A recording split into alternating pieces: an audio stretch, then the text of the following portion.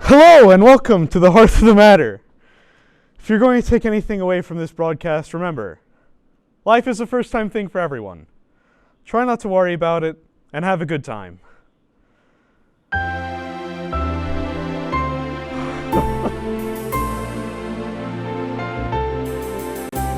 an airway.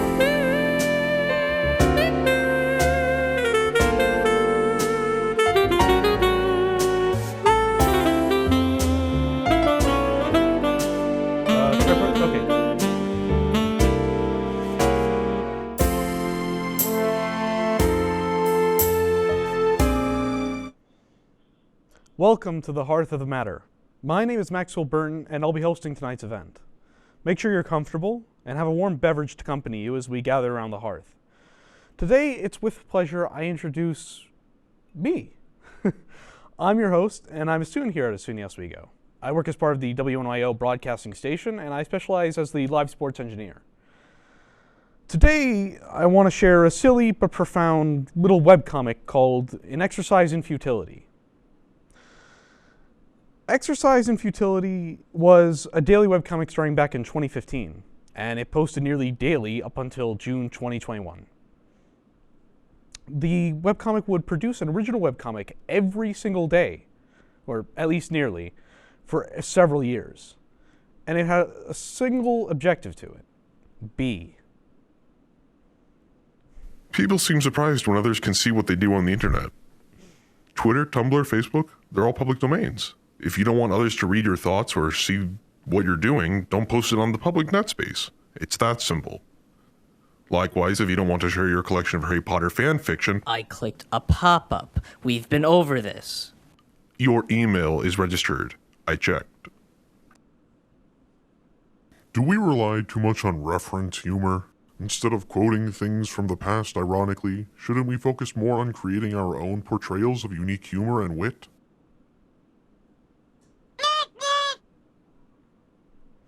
Do you ever feel that the world seems to fly by too quickly? Maybe that's because of all the high-intensity snow sports we compete in. Probably, yeah. So, the comic has almost exclusively two characters. As you saw, a tall and lanky penguin and a short and stout penguin. The two of them stand together in a featureless Arctic background and antics ensue, whether it's idle conversation or referential memes. Whatever the weather, the two of them will always be together. But even with only the two of them, it never quite gets old, at least not to me. With such a basic canvas, almost anything happens. The comic itself is anything but serious, so how could it? It has the airs of humor that's so self-aware and goofy and simple that makes it both delightful and highly accessible, assuming you have the taste for the absurdist sense of humor.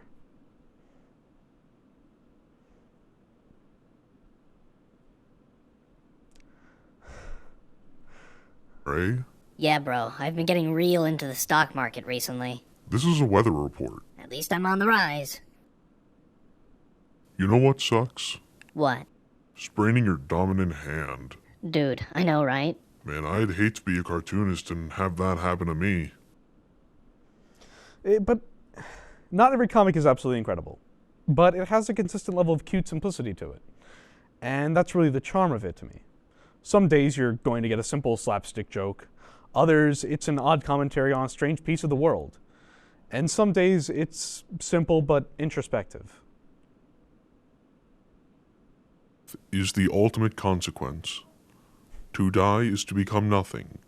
All your memories, actions, and experiences past, present, and future, all is lost upon death. Everything you ever have been, or ever will be, gone, barely turned to dust. There are few things a person can do to truly deserve death. Death should come after a life well lived, not torn away before its time. Even if someone's being a jerk on the internet? Even if someone is being a jerk on the internet. An Exercise in Futility has little expectations, and lives much true to its name in that way, of being anything more than a comic that is uploaded daily. This leaving the door open to really be anything. A creative outlet on a daily basis limited only to being a short comic. It is these expectations of being that I believe make it what it is, and the exploration of what it means to be that I want to talk about, right after a quick break, that is, in which we'll get right into the heart of the matter.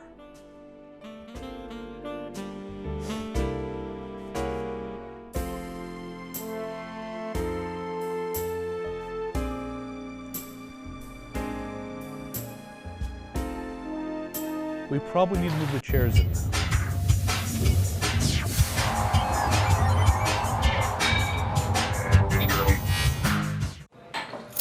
What do you think you're doing, Kevin? Was just gonna drive home. There are several warning signs present that you shouldn't be driving. Like hearing voices? Like your text-to-emoji ratio? Oh man, the selfies. Selfie nailed it. We all have warning signs that let us know that we're probably not okay to drive. Mine is pretending to be your subconscious. Greg, come on man, let's split a ride home.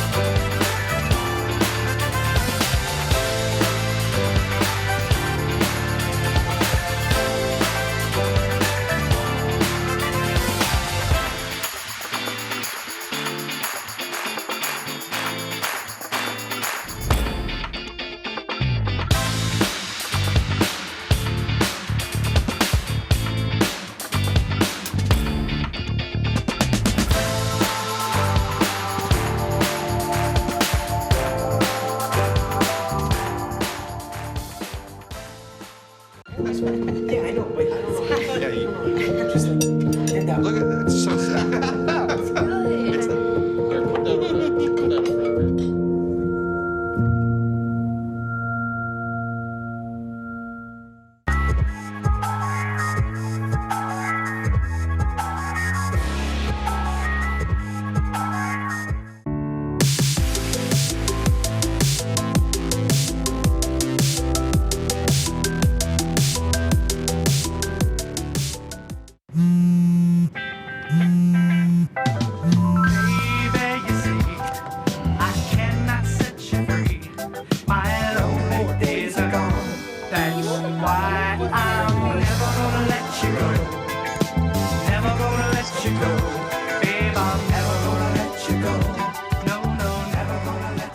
Here you go. Thank you. Thank you.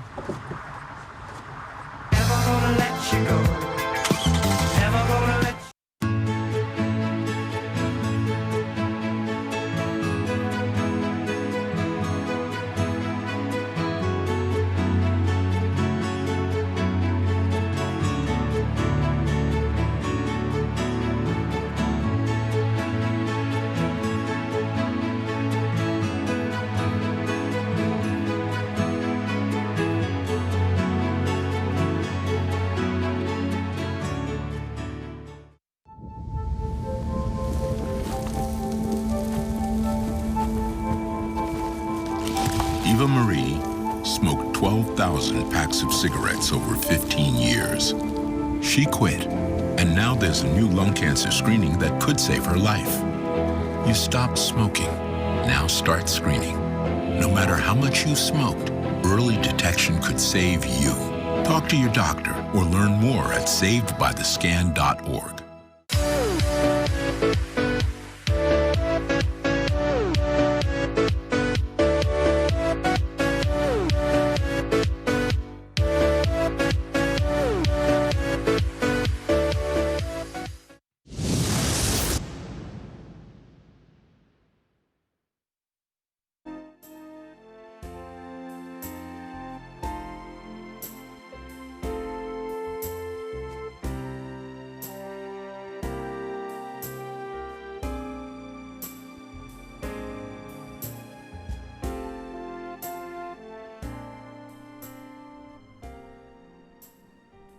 Hello everyone, and welcome back to Warm Up by the Hearth.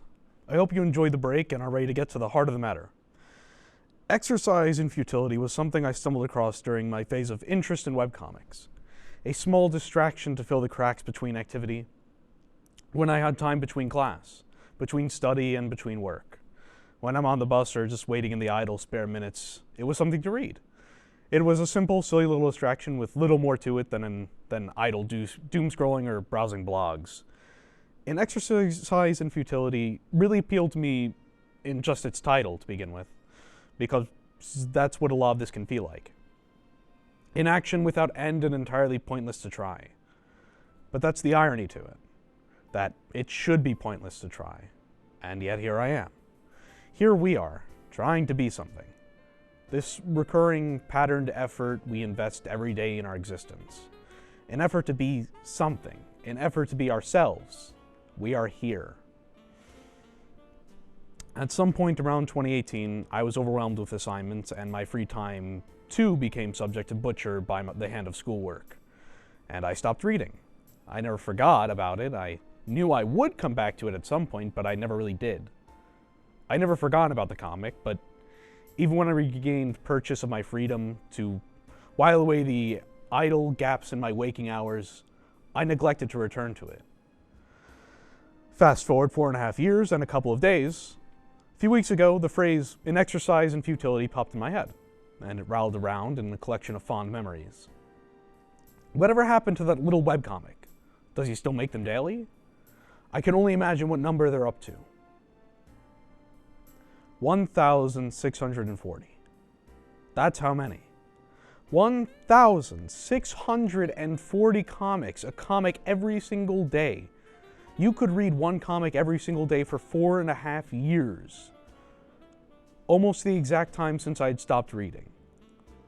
Of course, I went and saw what their final message was. How do you capstone something that you've been working on for as long as 6 straight years? Do you think we're failures? We were a webcomic that updated daily for like 5 years. In that time, there were comics that popped off and became internet sensations. We've made like, what, $100 in ad revenue over the last half decade? And then one day it all just stopped. Were we not enough?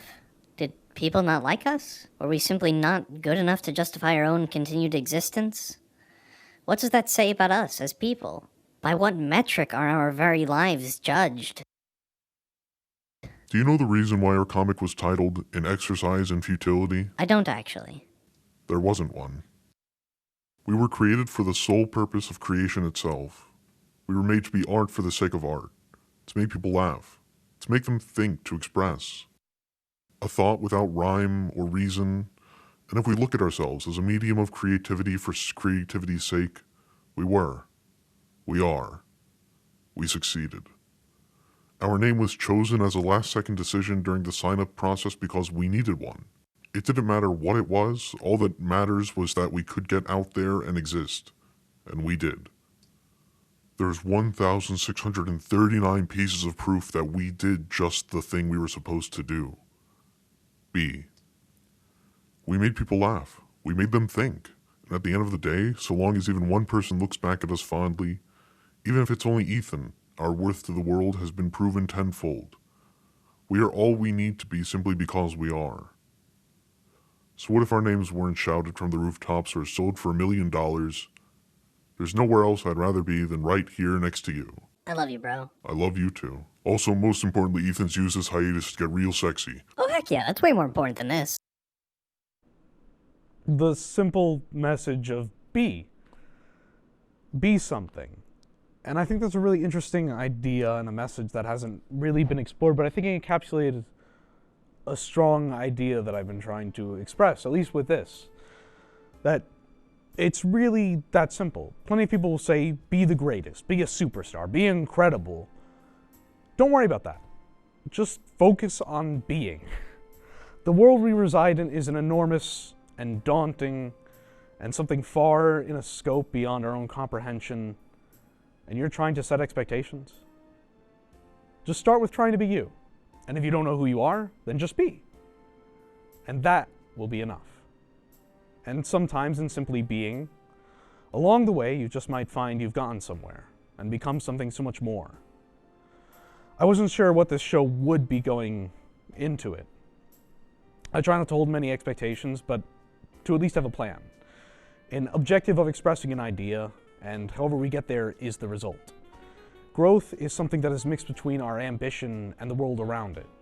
Whether or not it's something that's for you to decide, but to me, as something that set out to be a show, to simply be a thing, I consider this a success.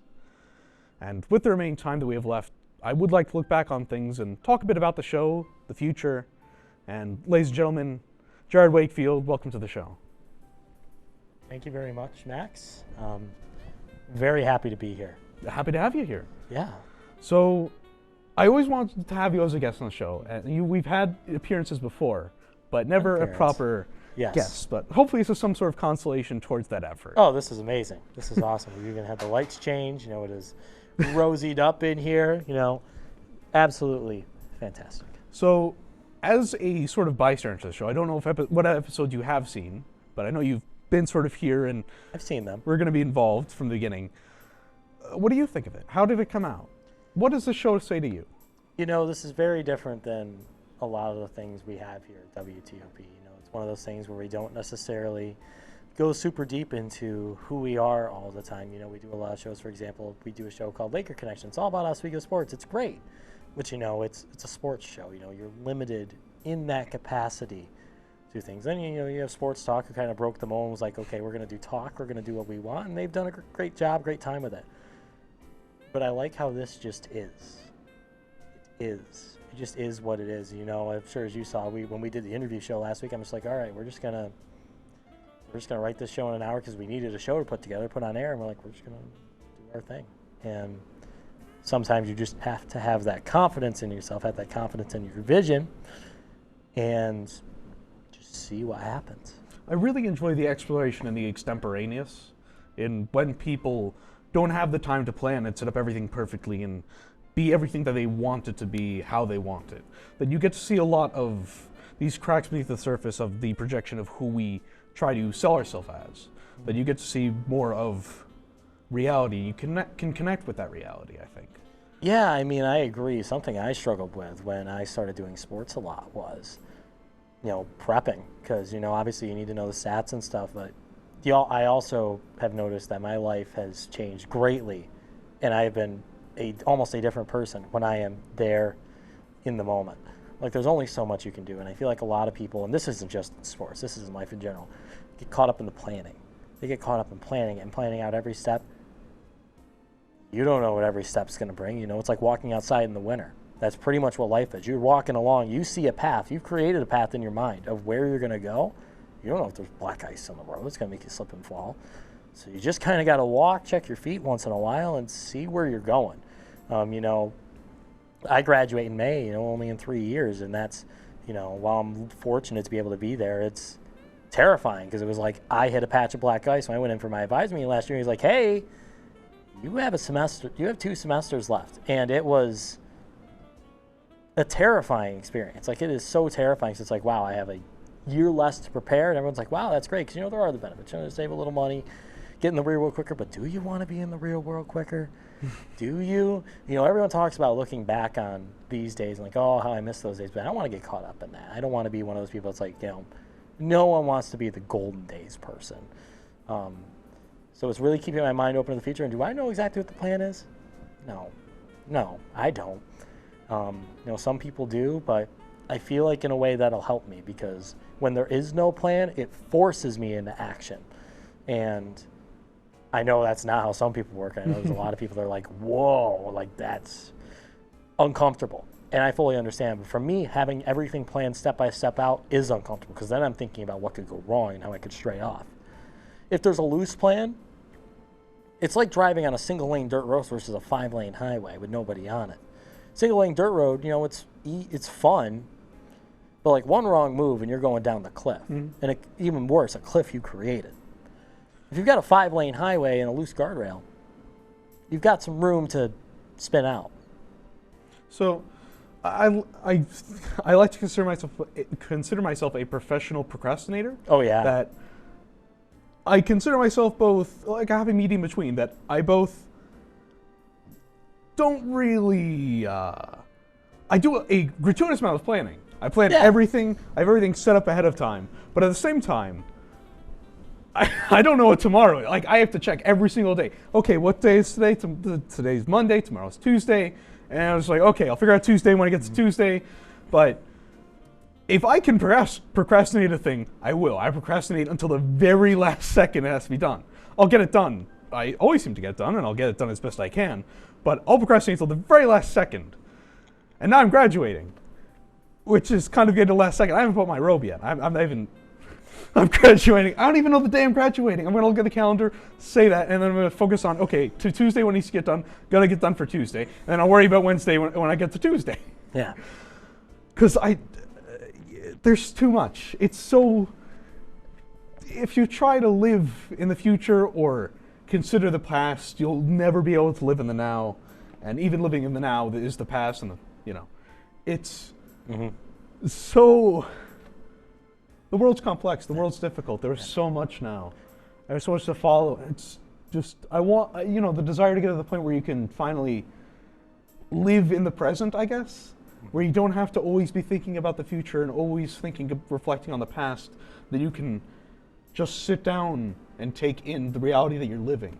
And that I feel it's really easy to get caught up in planning the future and making sure everything's going to work out and making sure everything's set up, that I often will even go so far as to reject a lot of that and just throw caution to the wind for the sake of just having to, you spend your life planning for the future, you never get to live it. That's very true, and that's a big thing, is to kind of live in the now and enjoy the moments. I mean, you see what I've got on right now. I've got the long hair, I've got this old Bill Elliott hat, I've got this all thrifted clothes on, these rings, I'm not gonna be able to do that when I'm 40. So I'm gonna do it now and say I did it and feel happy about myself, feel confident about myself. Because if you go back when I first came here, I had this awful skin fade with like messy hair up top. Didn't look great, didn't feel great. It was the COVID semester. I was just sitting in my room by myself, and I kind of just sat down. And over the course of high school, high school, rough experience, first semester of college, awful. I mean, it was COVID, didn't help. It was like, how much of this is, extra factors, extraterrestrial factors, issues with the world outside of me, outside of my world, and how much of it is an issue with me. And I kind of looked in the mirror and I'm like, well, this is a me issue, and I'm the same way as procrastinating. Kick things down the can. Every time I try to make a plan, I end up just kicking it down, and things get done when I just decide, okay, no plan, I'm just doing it. Like when I started growing the hair and growing all this out, it was just like a random February day. I'm like, I don't know what it's gonna do. Let's see what happens. And did whatever this is. I can't be the judge if it looks good, but I feel good. They say, feel good, look good. That's all that matters. So, you just kind of have to do things. I see a lot of people get hung back. And, I'm from a small town. I'm from a small town upstate New York. And I see, it's sad going on Facebook because I see all these people that got out of high school. Like, you have to live in the now, but also you want to keep a good look in the future. You almost want bifocals, like bifocal glasses for your life. You want to be able to look down and see where you're standing right now. And occasionally you got to glance up and see what's coming. Because, there's people I know that if they want to stay in Waterloo and be happy, that's great. But I do not know a lot of people that are in a small hometown like mine and are happy. There's been a lot of tragedy there the past few years. There's not a lot of opportunity there. And, for some people, they're content with that. They stay what's true to them. They stay what's home. And that's a comforting feeling at times. But I know for me, that's a terrifying feeling because I wouldn't say I dislike home. It's a beautiful area. The Finger Lakes in New York, gorgeous area. There's wineries all over the place. There's beautiful waterfalls. There's lakes, the sunsets. Gorgeous area. And it's not even about things to do. It's just that, the area is from a different time. And it's being stuck in the same place, in the same space, with the same time and nothing changing. Yes, I mean, Waterloo is a town that prides itself on being the birthplace of Memorial Day. And that's it. Memorial Day comes around, the town does its big thing, and that's it, and the town doesn't change. That town has seen a lot of things, but I don't want to be stuck there, because a lot of people, I came to Oswego because it was an hour away, good broadcasting school. Even though I wasn't a broadcasting major, I went through 2 majors before realizing I don't want to be a business major. I don't want to teach. I'm better off doing this. It's not about necessarily getting stuck. It's about not being open. Because You could go out and be open and decide that the Finger Lakes are the place for you. That's fine. You know, there are a lot of reasons to love it, and there are a lot of reasons to not love it. But I find so many people waste so much opportunity by not taking the chance. You have to take the chances. I see so many people try to play it safe and not take the chances, and it does make me a little bit upset, because my thing has always been, you know, take the chance and see what happens, you know. You've got one life, use it. Yes, I mean, I wouldn't have, to wrap this thought up, I wouldn't have had any of the media stuff I have now. I wouldn't be as involved here as TOP. I wouldn't be doing any of my racing stuff or anything else for that matter if I didn't get involved with Dirt Track Digest. And that literally happened over a video game, Max. Like, I knew the guy who ran it. We raced on this video game together, and I just kept pestering and pestering. He's like, fine, you want to write? Okay, here's an event. Here's your credential. Go. And then since then, I realized, you know, love writing, love photography. You know, photography introduced me to so much and tapped into a part of brain I never had. You know, as a kid, not a creative kid. I would draw outside of lines in art class. I would do whatever. But I find that was just the part of the household I was in. And we're not an artistic household. It was, you know, you got to work.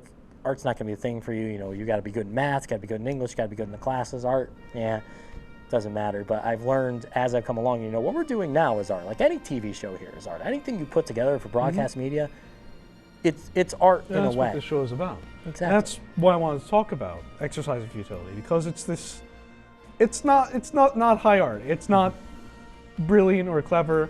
No offense to, but you know, it's meant to be a simple, fun little distraction and thing. But I think not only are stuff like that important and necessary as media, but they can open up the idea to really more profound ideas, as well as just introduce just concepts of simply the act of being, of existence and the exploration of that. That, with your example of your parents saying you needed to do business, you needed to learn these things, you had these skills. It for what? Money? Money's not like you're gonna. It's ultimately just, you have one life. Be happy with it. Get to a point where you're proud of what you've created, proud of what you're doing. Yeah. I mean, the thing that gets me up when I'm down, whenever I'm having a bad day, and I can look at myself and say, this is what's going to get me through this, is that I can wake up every morning and the world could be on fire. Like, I could have nothing. I could be living underneath an overpass. At least in this state right now, like as I am right now, I can wake up in the morning, look myself in the mirror and say that I am the most authentic version of me that has ever lived and has ever existed. Because I lived through years of pretending to be not necessarily someone else, but just a Jared Wakefield that did not exist. And I decided, okay, it's time, as you said, it's time to be. And I am just being, you know, I am who I am. I do my thing. I get to do a lot of cool things, and I'm very thankful and grateful for it. But that was the big turnaround, was just accepting that I just am. And I am just going to do what makes me feel good. And who cares what everyone else thinks, you know? And I mean that in the nicest way possible, you know? Like, I'm not going to do anything that's going to interfere with anybody and stuff, but it needs to make me feel good, and that has to be the first and foremost priority. You know, there's a really good quote I heard from sports writer John Boyce. I think I said it the last time I was on. It was from a lost episode of his series, Pretty Good, that he does about poker and poker players and stuff. And he delivers this beautiful quote after this poker guy goes through this thing where he doesn't even look at his cards, and he says, if you ignore the odds disappear. If you ignore the odds, they disappear. And that's exactly it, I think. It's, don't worry so much about the future. Well, obviously, you know, worry, but I'm not saying throw your life away, but don't worry so much about the future. Just, you will fight if you just be yourself, if you just be someone, if you do what you believe is right, just go and act and try something and not worry about the future. You'll find where you belong naturally. That you'll have experiences that shape you and bring you to a place where you're happy with who you are. Even if that place isn't fabulous and rich, it's authentic, it's true, and it's you. So time, ever fleeting, has run its course, and here we part. To everyone that has listened through all of this, to the crew that has made all of this possible, and finally to you, my dear viewer, thank you. And please, always remember, life exists not in your achievements, but in your path reaching them. Good night.